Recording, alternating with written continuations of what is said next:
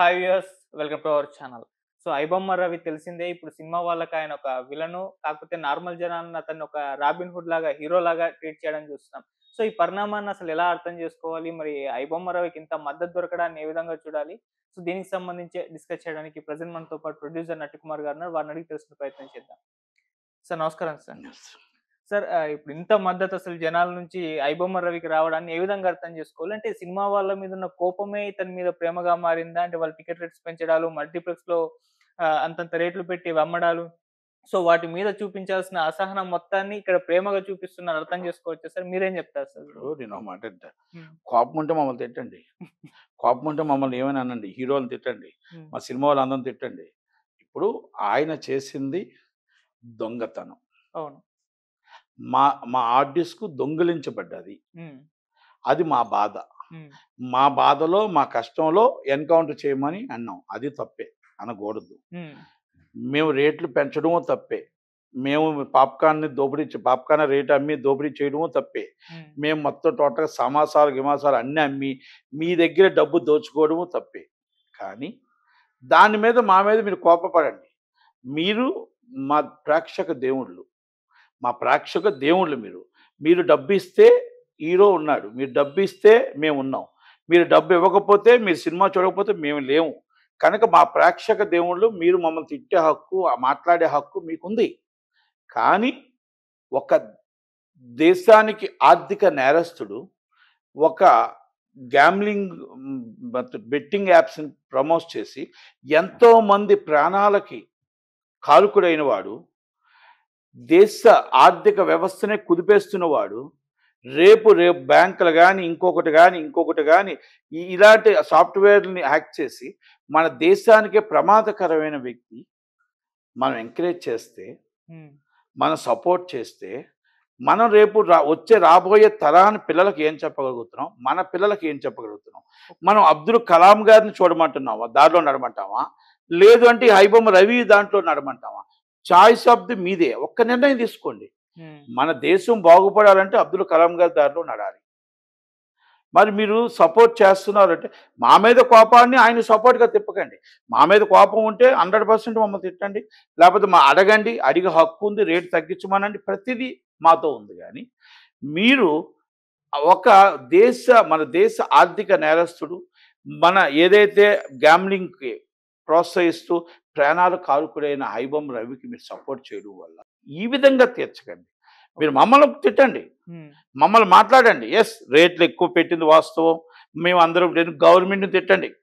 Government జీవోలు ఇచ్చి మీ దగ్గర ముక్కు పిండి డబ్బులు వసూలు చేస్తున్న గవర్నమెంట్‌ని తిట్టండి. అన్నీ చేయండి గానీ, ఇలాగెప్పుడు గూడా మనం ఆర్థిక నేరస్తుడిని, అలాగే మన దేశానికి ఒక రూపాయి విలువ తగ్గించే వ్యక్తిని, మన దేశానికి మన దొంగ వీడియోలు చూస్తే నాట్ ఓన్లీ స్మాల్ ఇష్యూ. హ్మ్. రేపు మీ బ్యాంకులో డబ్బు కాజేసేస్తారు. మీ రేపు సాఫ్ట్‌వేర్ కంపెనీలు మీ పిల్లలకు ఉద్యోగాలు పోతాయి. మీ పిల్లలకి అన్నీ పోతే ఏం నేర్పిస్తాం మనం? ఒక్కసారి ఆలోచించండి. ఏ దారిలో నడుద్దాం? మన పిల్లల్ని ఏ దారిలో నడిపిద్దాం? మన దేశాన్ని ఏ దారిలో నడిపిద్దాం? అగ్రరాజ్యంగా దేశం మనం అందరూ గర్వించదగ్గ నడిపిద్దామా? లేకపోతే ఇలాంటి వాళ్ళని ఎంకరేజ్ చేద్దాం. ఆయన్ని మంచి దారిలో నడవమని చెప్దాం. మంచి దారిలో మంచి మార్గం చూడమని చెప్దాం. మన దేశానికి రక్షణ కల్పించే విధంగా చెప్దాం. మన దేశాన్ని కాపాడే విధంగా మంచి చేయమని చెప్దాం. అంతే తప్ప మీరు ఆయన మంచోడు, ఆయన చాలా మంచోడు అనేది తప్పు.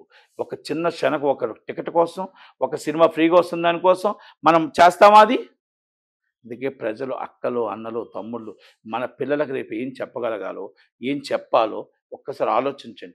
మీ సినిమా ఇండస్ట్రీలో రేటు పెంచడం తప్పే. మేము పాప్కార్న్ రేట్లు పెంచడం తప్పే. అడగండి, మీ హీరోలను అడగండి. హీరోకి మీరు ఇదే మీ వాట్సాప్‌లో ఆటిలో పెట్టండి. ఇదే మీరు సోషల్ మీడియాలో పెట్టండి. హీరో గారు మీరంటే మాకు ప్రాణం. కానీ ఇంత రేట్లో మేము కొనలేకపోతున్నామండి.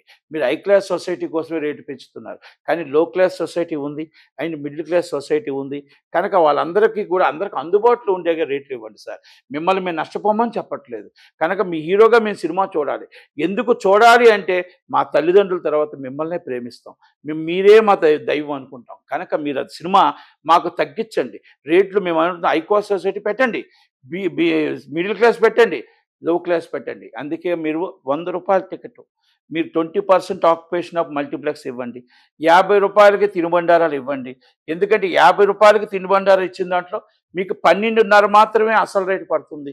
37.5 లాభం సరిపోదా అని మీరు హీరో గారిని, మీరు నిర్మాతలని అడగండి. మీరు ఒక పాప్కార్న్ డబ్బా ఎంత పడుతుంది? ఒక కూల్ డ్రింక్ ఎంత పడుతుంది? ఒక సమోసా ఎంత పడుతుంది? బయట కొంటే ఎంత పడుతుందో దాంట్లో మీకు లాభం 3 పడుతుంది. కనుక ఆ 3 లాభం కంటే ఇంకా కావాలా అని అడగండి. మనం అవి ప్రశ్నించండి. మీరు సినిమా చూడకపోతే ఓటీటీలో చూడండి. ఓటీటీలో చూడకపోతే శాటిలైట్‌లో చూడండి. కానీ మన ట్యాక్స్ కట్టకుండా దొంగ సినిమా చేసినందుకు మనం నేరస్తులం అవుతున్నాం. ఒక నేరస్తుని ప్రోత్సహించినోడు అవుతున్నాం.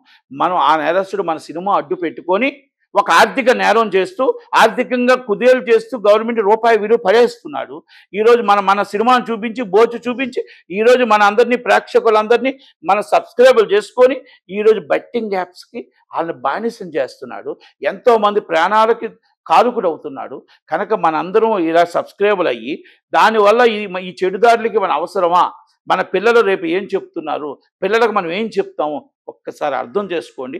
మా సినిమా ఇండస్ట్రీ కూడా, గవర్నమెంట్ కూడా అర్థం చేసుకొని దయచేసి అందుబాటులో రేటు ఉండే విధంగా, పెద్దవాళ్ళకి, చిన్నవాళ్ళకి అందరికీ రేటు ఉండే విధంగా మనం ఇస్తున్న పెన్షన్లు ఎంత, ఇవన్నీ గవర్నమెంట్ కూడా అర్థం చేసుకొని, ప్రజలు ఎంత యాంటీగా ఉన్నారో అర్థం చేసుకొని, గవర్నమెంట్ కానీ, మన సినిమా ఇండస్ట్రీ కానీ ఒక కళ్ళు తెరిచి మనం అమ్ముతున్న కంటెంట్ ఏదైతే ఉందో మనకు క్యాంటీన్ కూడా మన చేతిలో ఉంటుంది. మనం ఇవ్వద్దా థియేటర్ మానేద్దాం.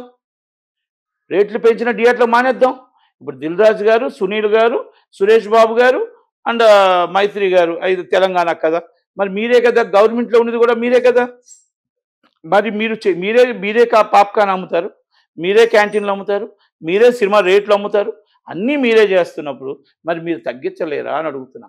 ప్రజలు మిమ్మల్ని ప్రశ్నిస్తున్నారు, ప్రజలు మిమ్మల్ని అడుగుతున్నారు, మరి గవర్నమెంట్ని ప్రశ్నిస్తున్నారు. గవర్నమెంట్లో వన్ ఆఫ్ ది పార్ట్ అని దిల్ రాజు గారు కదా, one of the part Suresh Babu గారు, సునీల్ గారు, మీరందరూ థియేటర్ ఓనర్స్ కదా, మీరు క్యాంటీన్లో ఓనర్లు కదా. మరి అవన్నీ కూడా మనం కూడా ప్రజలను అర్థం చేసుకుందాం. ప్రజలు ఇప్పుడు మనల్ని భూతద్దంలో చూపిస్తున్నారు. ప్రజలు మనల్ని ఒక రాక్షసుల్లా చూపిస్తున్నారు. మనల్ని అందరినీ కూడా ఒక దేవుడిగా రవినంటే మనల్ని రాక్షసులుగా అంటున్నారు. కనుక విలన్లుగా అంటున్నారు. మనం విలన్ అవ్వద్దు, మనం హీరో అవుదాం. దయచేసి ప్రజలకి మన అందుబాటులో ఉండే రేట్ ఇద్దాం. ఒక రవిని హీరోని చేయొద్దు. రవి అన్నోడు ఆర్థిక నేరగాడు. రవి అనేవాడు ఒక బెట్టింగ్ యాప్స్కి ప్రోత్సహించిన ఎంతోమంది ఆత్మహత్యలు కారకుడు. కనుక దయచేసి సినిమా ఇండస్ట్రీ అనేది మనము తగ్గాలి, వాళ్ళు చూడాలి. అన్నదమ్ముల్లో ఆ ప్రేక్షక దేవుడు లేకపోతే మనం లేము. కాబట్టి దయచేసి ప్రేక్షకులు అర్థం చేసుకోండి, మా సినిమా ఇండస్ట్రీ వాళ్ళు అర్థం చేసుకొని ఇది ఇండస్ట్రీ బాగుండాలని కోరుకుందాం. ఇంకోటి సార్, సినిమా కంటెంట్ బాగున్న సినిమాలన్నింటినీ కూడా జనాలు ఆదరించారు, నీరజనాలు పట్టారు, కలెక్షన్స్ కూడా వచ్చాయి. మనమే చూస్తాం చిన్న సినిమాల నుంచి పెద్ద సినిమాల వరకు. మరి సినిమా కంటెంట్ బాగాలేని సినిమాలనే ఇక థియేటర్కి ఏం వెళ్తాం అని అప్పుడు పైరసీ వైపు వెళ్ళారు. మరి కంటెంట్ అందించడంలో సినిమా ఇండస్ట్రీ ఫెయిల్ అయిందా? సో కంటెంట్ బాగాలేకపోవడం వల్లనే సినిమా ఫ్లాప్ అయింది, కానీ పైరసీ వల్ల అయితే కాదు కదా సార్. అంటే కంటెంట్ అనేది ప్రతి ఒక్క డైరెక్టరు మంచి సినిమా తీయాలనే ప్రయత్నం చేస్తాడు, మంచి కంటెంట్ చేయాలనే ప్రయత్నం చేస్తాడు. ప్రజల నాడి పట్టుకోవడంలో కొంతమంది ఫెయిల్ అవ్వచ్చు, కొంతమంది సక్సెస్ అవ్వచ్చు. అది దాంట్లో మనం డైరెక్టర్ తప్పు, ప్రొడ్యూసర్ తప్పు అనకూడదు. ప్రయత్నంలో మైనస్ అవ్వచ్చు, కానీ కష్టం అంతా ఒకటే కదా. ఏ నిర్మాత కూడా, ఏ డైరెక్టర్ కూడా, ఏ హీరో కూడా ఇది ఫ్లాప్ సినిమా అని చేయరు కదా. కనుక ప్రయత్నం చేస్తారు. ప్రజలకు ఏది బాగుంటుంది, ప్రజలకు ఏది బాగోదని. ఇప్పుడు నేను చెప్తున్న ఇంటర్వ్యూల్లో చాలామంది 10 మంది కూడా చూడరు, కొన్ని లక్షల మంది చూస్తారు. అంటే లక్షల మంది చూసిన కంటెంట్ నచ్చుతుంది, మనం చూడండి నచ్చడం మన భాషలో వెళ్ళిపోతాం, మన భాషలో. మరి అంటే అది తప్పు కాదు కదా. మనం ప్రయత్నం చేస్తున్నాం, అంటే ప్రజలకి మనం చెప్పడంలో ప్రయత్నం చేస్తున్నాం. దాంట్లో ఫెయిల్ అవ్వచ్చు, అది జనాలకు నచ్చకపోవచ్చు, నా మాట జనాలకు ఇది ఉండకపోవచ్చు. ఇప్పుడు నేను చెప్తున్నా, 10 మంది చూడొచ్చు, చూడకపోవచ్చు. ఇప్పుడు నేను చెప్పే దాంట్లో మంచి ఉందని నేను అనుకుంటున్నా, వాళ్ళకి ఐబొమ్మ రవి మంచోడు అవ్వచ్చు. ఇప్పుడు ఇవన్నీ కూడా మనం ప్రయత్నం చేస్తాం. ఎందుకంటే రాజ్యాంగం, చట్టం, న్యాయం లోబడే మనం ఉండాలి దేశంలో. అంతే తప్ప మనం అట్లా విరుద్ధంగా చేయలేము, విరుద్ధంగా ఉండలేము. కనుక ప్రజలందరూ కూడా రేపు రాబోయే తరానికి మనం అలాగే ఉండాలనే ప్రయత్నం చేయాలి. కనుక ఏ సినిమా ఎవరి చేతుల్లో ఉండదు, హిట్ ఫ్లాప్. ప్రజలు ఏ సినిమా చూస్తారు, ఏ సినిమా చూడరు అనేది కూడా మనం చెప్పలేం. ఏ నిర్మాత కానీ, ఏ డైరెక్టర్ కూడా ఫ్లాప్ సినిమా తీయాలి అనుకోడు. ప్రయత్నంలో ఫెయిల్ అవుతుంది ఒక్కొక్కసారి, తర్వాత సక్సెస్ అవుతుంది. Okay sir. Thank you so much.